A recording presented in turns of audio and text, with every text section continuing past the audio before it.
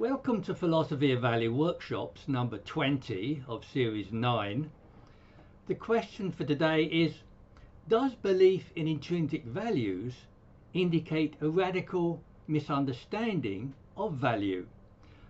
This podcast is a rewrite of number 17 of Series 7. And the reading is again from one of my works, The Pursuit of Value, Chapter 2, Section 9. So my overall objective is to grasp human existence as consciousness and resolve its problems in terms of value. This has involved explicating value as well as offering solutions in terms of a sufficiency of value. And I have previously presented numerous methods and characteristics of value in order to explain value.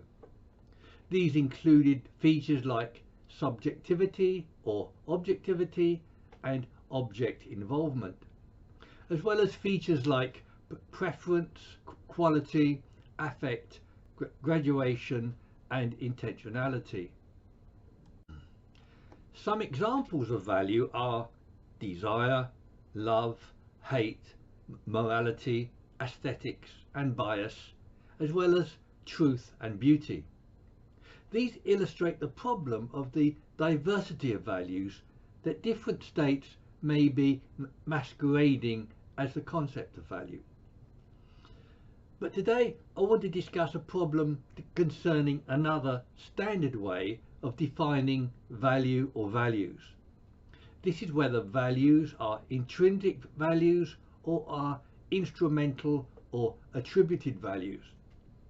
My question isn't primarily about the adequacy of these criteria themselves. It's about whether the property of intrinsic value is being correctly conferred.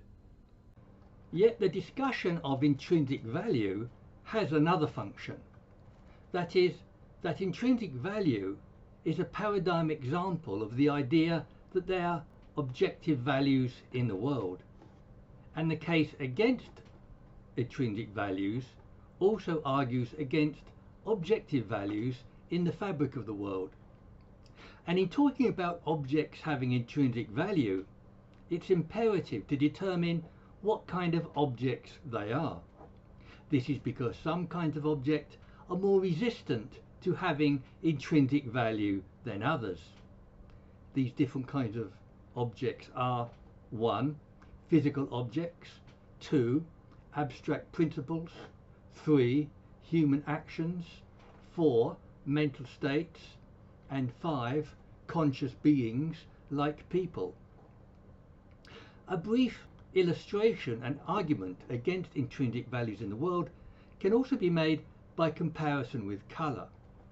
That is, psychologists and philosophers agree that there is no colour in the world. It is projected onto the world. Both colour and value seem to be in the world, but in fact are projected onto the world. Another brief introductory argument against intrinsic values, that is, in the world, can be made with the idea of association. That is, the deep and continuous association of certain events with certain objects leads to the mistaken belief that those values resides within those objects. Yet John Mackey and others argue that there are no objective values, in which he includes intrinsic values.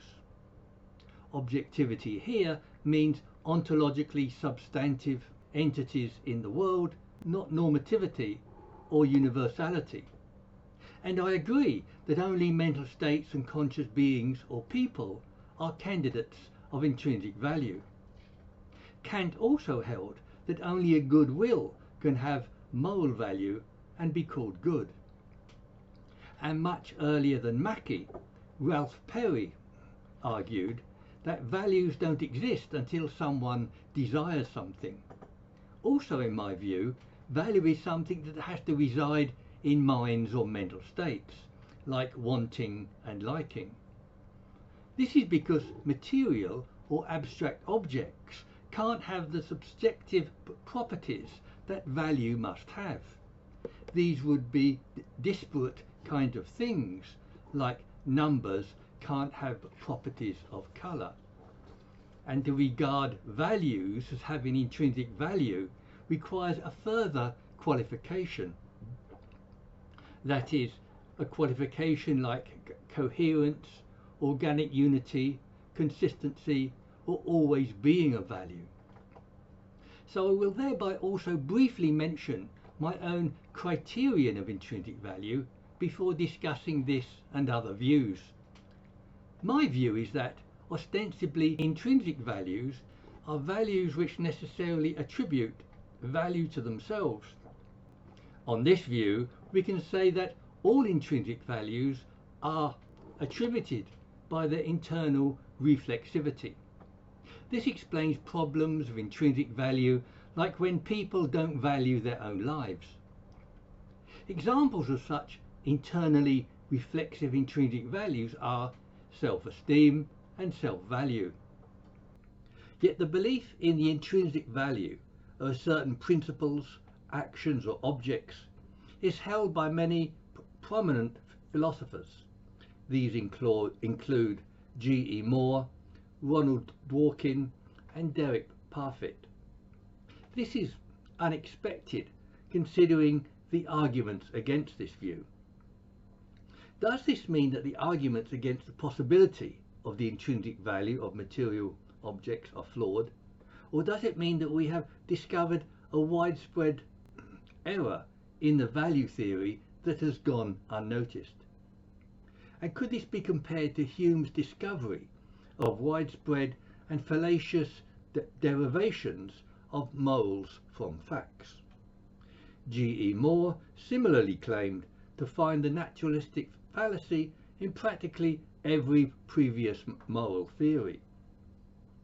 The significance of such an error in the case of intrinsic value indicates a widespread misunderstanding of value, and that such a misunderstanding will have repercussions on value as a solution to human problems. We must therefore define intrinsic values, usually in contrast to instrumental or attributed values. Instrumental values are attributed with value as a means towards some other end. Intrinsic values are valuable due to their own inherent qualities, not qualities attributed to them. We must also consider different ways in which these values are considered to be intrinsic. Money is accepted as tokens without intrinsic value. Valuables like gold are thought to have intrinsic value, but only in an economic context. Valuables are valuable for what they appropriate, like houses or cars. But physical objects are only valuable for the satisfactions they bring. So on this view, ultimately, only mental states and conscious beings can have intrinsic value. Further clarification can be found by again listing the 5 kinds of things thought to have intrinsic value or not. These are 1. Physical objects, 2. Principles, 3. Human actions, 4. Mental states, and 5. Minds or people. As well as the above, we can consider other arguments against intrinsic value of physical objects. For instance, water is sometimes cited as having intrinsic value because it is invariably wanted or useful. But being wanted or useful is an argument against intrinsic value, which must be valuable in itself. Moreover, water isn't necessarily wanted or useful, as rain for tourists or for farmers shows. The idea of water as intrinsically valuable is better explained as a confusion, like Moore's naturalistic fallacy. That is, the pervasive idea of water as valuable mistakenly attributes intrinsic value to water. And the view that water is an undeniable necessity of life is adopting an anthropocentric perspective of life on Earth. But there are probably places in the universe that methane takes the functions of water. That is, methane exists in the three states of solid, liquid and gas, and water there could be poison or a disvalue. Another argument for the intrinsic value of objects is that they have objective properties like hardness or shape. But objective properties are facts, not values, which is a long-standing distinction precluding intrinsic value. I don't want to make the counter-argument that there are no objective properties, as it is unnecessary to do so. Yet it can be admitted that facts are value-laden and that there is entanglement between facts and values. But value-ladenness and entanglement necessitate a human context which argues against intrinsic value. And value-ladenness also doesn't offer moral or motivational import associated with intrinsic value. In any case, establishing intrinsic value because of the usefulness or physical properties has a further defect. That is, any and every physical object can claim these attributes, and this confers the possibility of intrinsic value to everything, which undermines its meaning. We will look at other objects like principles, human actions, mental states, and minds or people shortly. And among these, truth, beauty, and knowledge are properties that are traditionally thought of as candidates of intrinsic value. William Frank Kenner names a long list of intrinsic values, including activity, strength, and novelty. I provide an almost full list of Frank Kenner's intrinsic values in my notes below. But the extent of Frank Kenner's list is almost self-refuting because it undermines any specific meaning of intrinsic value. Yet all these examples raise the question that is central to this discussion. That is, in addition to material objects, can abstract properties or principles have intrinsic value? One consideration in this question is to note the significance of context of supposed intrinsic values. For example, valuables like diamonds are widely accepted as only having intrinsic value in an economic context. Truth, beauty and knowledge also might be thought as having a human context that can't be escaped. But their intrinsic value should reside in themselves regardless of context, which is in question. And that is part of the argument that we must now consider. Mackey's case against objective values is central to that of the intrinsic value of objects, properties and principles. John Mackey boldly states that there are no objective values and, importantly, in the fabric of the world. This allows exceptions for mental states and minds that objectivity doesn't include normativity. Yet relevant here is that Mackey's rejection of objective values includes intrinsic values. He writes that something or other is intrinsically valuable, objectively good, has been undermined by the rejection of all objective values, unquote. Mackey gives three arguments against the idea of objective values. In my view, two of these are largely psychological. Firstly, that the direction of dependence is mistakenly reversed by making the desire depend upon the goodness. We can again note that Mackey includes something having intrinsic value in this reversal. Yet the point is that the value of an object mistakenly valued depends on our belief that it is valuable. That is, rather than the value of the object promoting our belief that it is valuable.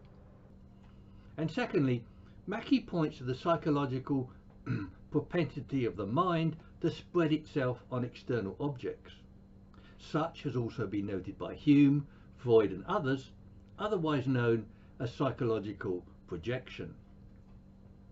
Mackey describes his third argument against objective values as an argument from queerness. That is, objective values would have a very queer or untenable quasi-objective status, and that apprehension of knowledge of such entities would be problematic. He writes that if there were objective values, then they would be entities or qualities or relations of a very strange sort, utterly different from anything else in the universe. On Mackey's argument from queerness, objective values would be anomalous. I agree, because values like wanting and liking cannot exist independently of a conscious mind. And also because physical objects or abstract principles can't have subjective properties like values. They are disparate kinds of things, like numbers can't have the properties of colour. And in my view, even beauty and truth can't exist independently of a conscious mind. Yet Anthony Grayling rejects Mackey's argument from queerness because he says there are many things that appear queer on first encounter because we are not familiar with them. This may be so, but they aren't queer in the way that Mackey specifies as above. But many philosophers like Frank Kenner above, or G.E. Moore, Ronald Dworkin and Derek Parfit believe in intrinsic values, and these thinkers hold objectivist ethical views that are supported by this belief in intrinsic values. Frank Kenner is a Christian whose ethical objectivism and intrinsic values are bolstered by religion. Yet for all of them, the idea of certain principles having intrinsic value is presuppositional to their objectivism, and their objectivism significantly rests on an admittedly intuitive basis. And this intuitive basis is underpinned by the presupposition of widespread intrinsic values. I want to undermine this objectivist intuition by revealing the falsity of their intrinsic values. Truth and beauty, such as works of art, have also been traditionally regarded as having intrinsic value. And although G.E. Moore opposes this view, he is strangely ambivalent on the issue of intrinsic value. To start with, Moore holds that things intrinsically good or bad are many and various, and these would include abstract principles and material objects. Yet he qualifies which of these can have intrinsic value. That is, on Moore's view, they are of intrinsic value because they are organic unities. And he adds another condition of intrinsic value, that it must reside in human consciousness. He writes that to be conscious of a beautiful object is a thing of great intrinsic value, whereas the same object, if no one be conscious of it, has certainly comparatively little value and is commonly held to have none at all. Yet he is ambivalent when considering the value of beauty in the absence of human consciousness. Moore is ambivalent because he considers an object having little or no value if no one is conscious of it. And in considering the value of possible worlds in the absence of consciousness, he holds that it is better that the beautiful world should exist than one which is ugly. So Moore is making a judgment on the basis of the intrinsic value of these worlds, and that judgment of intrinsic value is made in the absence of consciousness. And because judgment is made in the absence of consciousness, this implies that Moore believes in the intrinsic value of these worlds. Moore's wider concerns are that the moral good can't be defined, is unanalysable, and intrinsic values are organic unities. And he rather unsatisfactorily explains the material content of the good in terms of consequences. This also moves the locus of value away from the agent's intent and towards objects as outcomes. And Moore's view on the intrinsic value of objects is clouded by his contradictory objective preference for beauty, which must be apprehended by consciousness. Putting his view in this way does seem contradictory, but this is my point concerning the ambiguity about intrinsic value. Robert Nozick has a similarly ambiguous view of intrinsic value being dependent on its degree of organic unity. On this view, he accepts that some objects like art, organic life, and some theories have intrinsic value. Yet he has an extremely idiosyncratic belief about the intrinsic value of what he calls selves, which are people, that he writes that ourselves, limited and finite, are not organically unified enough to be identical with value, though they can only instantiate or have value. I take it that the view that physical objects can have intrinsic value, but not people in whom value originates, is implausible. Thomas Nagel also affirms a belief in intrinsic values, but he qualifies this in saying that I don't know how to establish whether there are any such values, but the objectifying tendency produces a strong impulse that there are. This is a typically indecisive statement from Nagel that contains no substantive evidence. Ronald Dworkin is more definitive in claiming moral facts like torturing babies for fun is wrong in itself. Most of us would agree that torturing babies is wrong, but some would disagree about why it is wrong. But Dworkin insists that such moral facts or values exist independently of the mind. And he confirms this view by saying that paintings and great trees can have intrinsic value. That is, in his view, objects, actions, or their principles can have intrinsic value. So I am challenging all three aspects of this view. Yet Dworkin's method for finding moral facts is an interpretation of the best account of value that we can find. And Dworkin expects that best account will arrive at one objectively true account. That is, on this view, there must be that is one right answer about the best thing to do. This seems preposterous, yet he supports this view with what he calls the ordinary view. That is, the common intuition that certain actions like torture are wrong in themselves. I have previously outlined arguments against Dworkin's definitive conclusions from his interpretive methods. My point here is rather to bring attention to his claims of moral facts and intrinsically right or wrong actions, and that these claims are ultimately based on intuitions that are here in question. Yet of course, beliefs shouldn't be overturned simply because they are based on intuitions. Many intuitions are well founded and are unavoidable because they are the first principles of a system. Such include 1 + 1 = 2, which may or may not have been proven by Russell, Whitehead and Quine, or that other people are really conscious and not automatons, or that the good will is really good. Intuition is an essential capacity that nevertheless can be very unreliable and misleading, especially when supporting long-standing presuppositions that defy both reason and knowledge.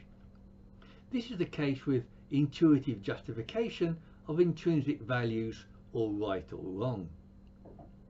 The work of Derek Parfit can be criticised in a similar way to that of Dawkins, but instead of agreed interpretation, Parfit grounds his objectivism on irreducible normative truths. He gives mathematics, logic, and the fact that we have reason as examples of normative truth. In sense experience, he gives the example of normative truth as it is bad to be in pain. But it's contentious that it is always bad to be in pain, and it is thereby a flawed example of normative truth in the human world. Many would challenge it, including Nietzscheans, athletes, masochists, and superheroes. And again, we find that Parfit's idea of normative truth is an intuitive presupposition. He further supposes, with little argument, that normative truth can ground ethical truth. And we can also note that he significantly never uses the term normative moral truth. Yet Parfit's underlying aspiration isn't just moral truth, but is implied in the title of his work, On What Matters. And what matters, in Parfit's view, depends upon the existence of objective moral values. That is, we have reasons to care about things for their own sake, not just because of their satisfactions. But his view isn't Platonistic in the sense of making claims about otherworldly realms. He appeals instead to the intrinsic value of irreducibly normative truth. Yet the phrase "for their own sake" reminds me of Nietzsche's "you will worship serpents for their own sake." But when we do something like exercise for its own sake, the phrase has a hidden meaning. That is, we don't exercise just for the sake of moving our bodies, but for some other satisfaction. And such a satisfaction is also hidden in Parfit's caring about things for their own sake. Parfit's irreducibly normative truths lead to objective moral values that are given the status of intrinsic values. He claims that things like books and rational activity can have intrinsic value, which confirms his view. Parfit does include people in the things that can have intrinsic value, but I hold that only people and certain mental states can have intrinsic value. Parfit's claims are crucial for him because, on his objectivist view, legitimate reasons for action are only given by the intrinsic features of what we might want. But conversely, he claims that on subjective theories we have no such object-given reasons. Yet I hold that there can be intrinsic features of values of subjective states, that is, of certain value states. So I disagree that there is a need to ground these in mind-independent intrinsic values and truths. And I find it lacking in perception and imagination to have to care about these things for their own sake. In my view, caring about things for their own sake seems psychologically contradictory, but arguments for these views are either above or have been made elsewhere, and they are particularly illuminating with reference to truth and beauty. Another explanation of mistaking values as intrinsic values can be given with the concept of supervenience. Supervenience is the idea that certain properties are necessarily attached to certain objects or events. On this view, certain values may be necessarily attached to certain objects or events. But the claim that certain values are supervenient upon any objects is highly contentious. And even if they were, supervenience of value is not the same as their inherent intrinsicality. But the relation of supervenience shows how easily the idea of intrinsicality can be misapplied.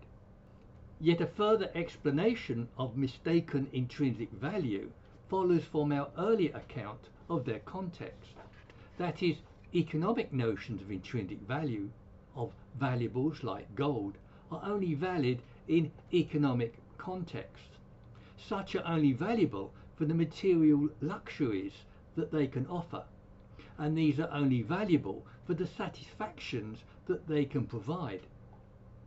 The idea here is that objects are thought to have intrinsic value because of their context of understanding. But I propose that Dworkin and Parfit have adopted an illicit context or level of understanding, and that when objects and abstractions are apprehended ontologically in their own terms, that is, without imputed values, then they cannot be attributed with intrinsic value. My point is that the intrinsic value of these objects depends upon a tacit or hidden context of understanding, but this tacit context of understanding is unrecognized. This allows objects to be regarded as intrinsically valuable rather than depending on their context. And this lack of understanding is, in my view, a result of a limited perception or imagination. This argument for misunderstanding is also supported by my arguments about the neglect of value, and that these arguments are also supported by my arguments about the overlooked absence of value. We have mentioned problems with intrinsic value of beauty, but truth is a stronger candidate. To begin with, truth makes inescapable claims on human beings that it seems we ought to take up. We must also presuppose truth in every inquiry, and to deny truth is self-contradictory. And such a denial of truth also might well undermine our self-value in lying to ourselves. In this sense, we ought to pursue or affirm the truth as a seemingly intrinsic value, and the truth comes closest to something that Parfit thinks we should care about for its own sake. This is because the truth seems to define a context that we cannot escape. But what is it that motivates us to affirm or will the truth? This is a question that Nietzsche asked. Is it the sheer conception of the truth alone, or is it the value that we seek in pursuing the truth? In my view, the truth is lit up by the values that motivate us to seek it, such as self-value and the pursuit of objectivity. The nature of truth is, in fact, contingent, undermining its status as an objective or intrinsic value. Truth is an anthropocentric concept, constructed by human beings, not bestowed by God. Even Kant spoke of truth as only a regulative principle. G.E. Moore, Russell, and Freud argued, and Alfred Tarski is said to have proved that truth is undefinable. And as we have seen, there is no definitive theory of truth or final content of any particular truth. This contingency is underlined by Nietzsche's adage that the truth is ugly. Yet Bernard Williams holds that ethics needs an unconditional will to truth, and he accepts the intrinsic value of truthfulness, but not that truth has intrinsic value. This can be explained because truthfulness, but not truth, is a mental state or attitude, and the fact that truthfulness is a mental state makes it a viable candidate of intrinsic value. But abstract principles like truth cannot have intrinsic value because they lack the subjectivity of value. Unlike attitudes such as truthfulness and the will to truth, the concept of truth is an abstract principle. The concept of truth is a cognitive state, but values are excluded from cognition due to the fact-value distinction. Facts may be value-laden or have value entanglement, but value is excluded from fact purely as a fact. These considerations indicate that truth, unlike moral or value states, cannot have intrinsic value. Underlining this view, even Kant said that nothing can be conceived in the world which can be called good except a good will. This indicates Kant's view that only a moral will can be of intrinsic moral value. But Kant seems to contradict himself in stating that we must never lie, implying that lying is intrinsically wrong. The simplest argument against the intrinsic morality of actions like lying is that, as earlier, certain actions are so deeply associated with moral judgments that they can't be separated. As this seems to be another case of limited understanding, perception and imagination. So I will proceed on the view that intrinsic value can only be erroneously attributed to actions, principles and objects. So does this mean that we have discovered a widespread error in value theory that has gone unnoticed? Partly in answer to this question, we should now consider some consequences of this view. Yet I first want to consider another kind of phenomenon that is also falsely regarded as having intrinsic value, that is, happiness.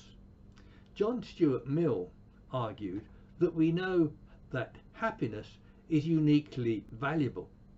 Mill argued that happiness is uniquely valuable because it's the only thing we desire for its own sake.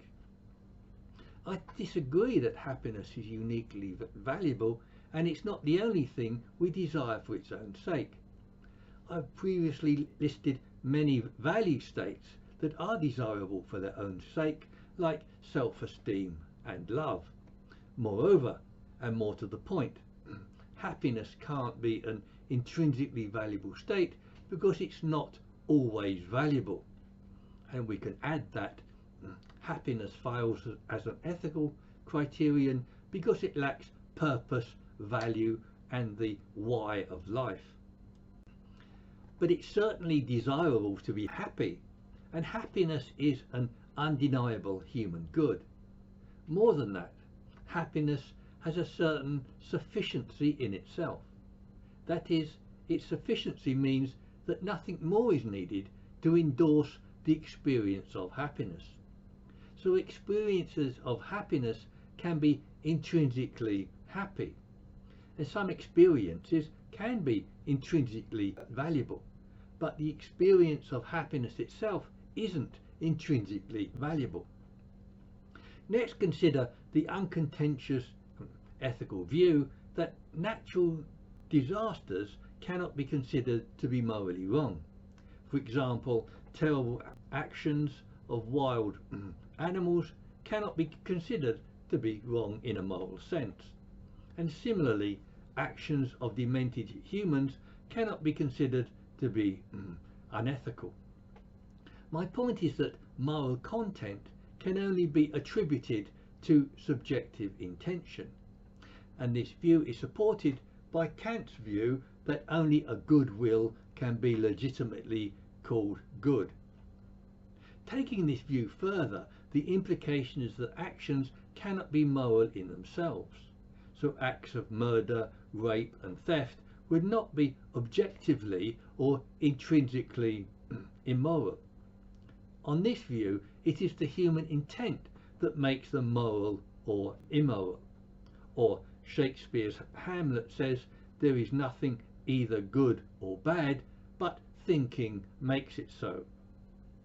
But of course, such actions might be wrong in the sense of being unwanted or undesirable events. They might be wrong in this sense, but not wrong in themselves in a strict moral sense. But actions like theft are often regarded as intrinsically wrong.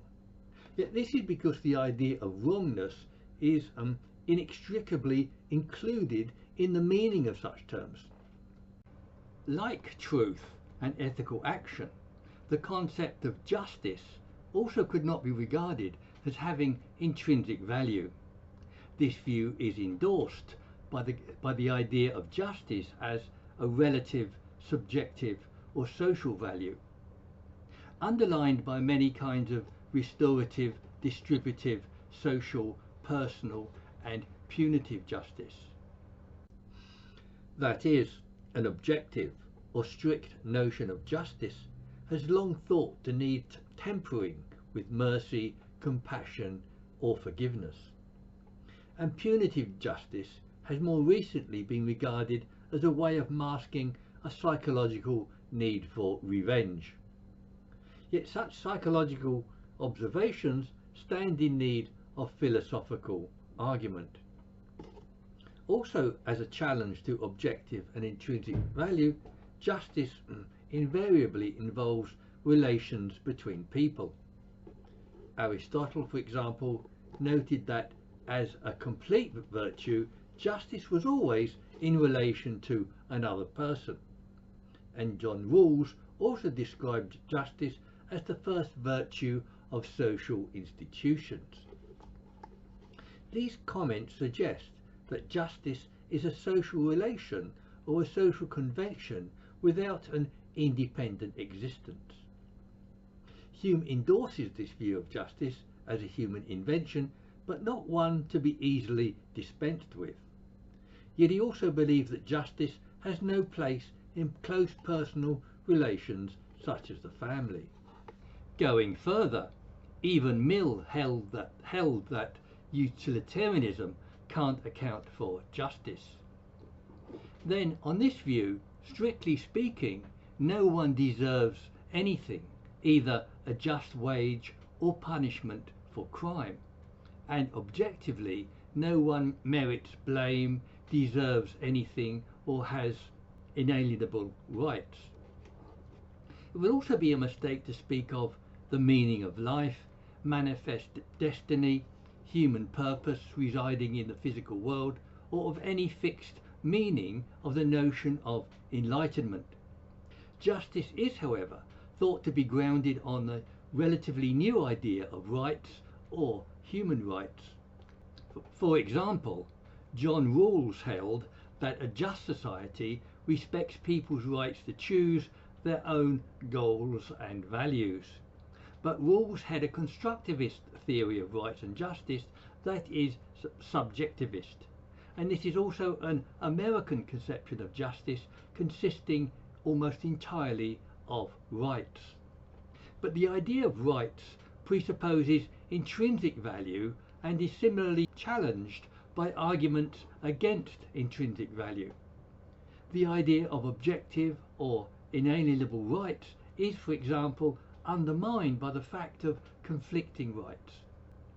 Yet Robert Nozick believes in objective values and intrinsic values that support unalienable rights.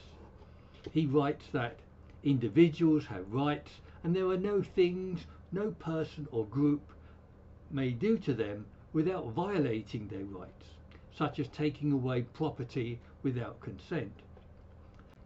But Jeremy Bentham, though for political motives, describes natural rights as nonsense on stilts. Peter Singer similarly described the notion of rights as a convenient political shorthand. The proliferation of rights further strengthens the suspicion that rights is an anthropocentric concept. Rights are traditionally grounded in the basic right to life.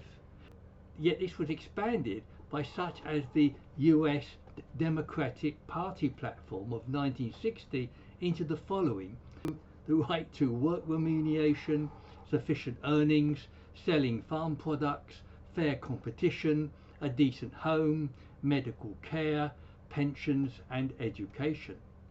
These are all desirable objectives, but cannot properly be attributed with the objective status of rights.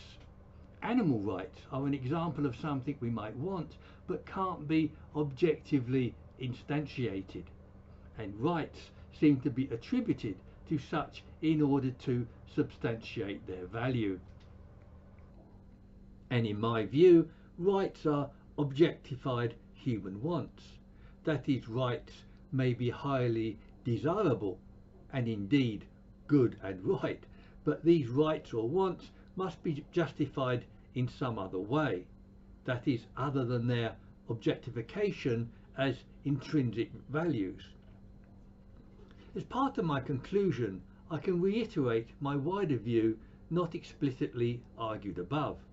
That is, ethics isn't an adequate category or method for understanding the human condition. And part of that argument is against the objectivist views of ethics considered above. But today, my criticism of objectivist ethics has been against its underlying presupposition of intrinsic values, and that both objectivist ethics and intrinsic values are grounded in mistaken and misleading intuitions. John Mackey provided an argument that there were no objective values which included intrinsic values. That argument was against the intrinsic value of actions, principles, objects, and even some experiences. My view, supported above, is that only minds and mental states are viable candidates of intrinsic value, and these are only of intrinsic value when they involve affirmative reflexive values. For example, again, self-esteem, magnanimity, or moral fortitude. The consequences of rejecting certain intrinsic values not only held against objectivist ethics, but also against the viability of a range of traditional concepts. These included the intrinsic value of happiness, truth, justice, and rights, as well as any irreducible normative truths. Are those arguments against certain, and indeed most, intrinsic values valid? And if they are valid, have we discovered a common error in value theory that has gone unnoticed? These questions can only be answered on the widespread consideration by other philosophers. So let me have your criticisms and comments at the meeting or on websites like YouTube or meetup.com.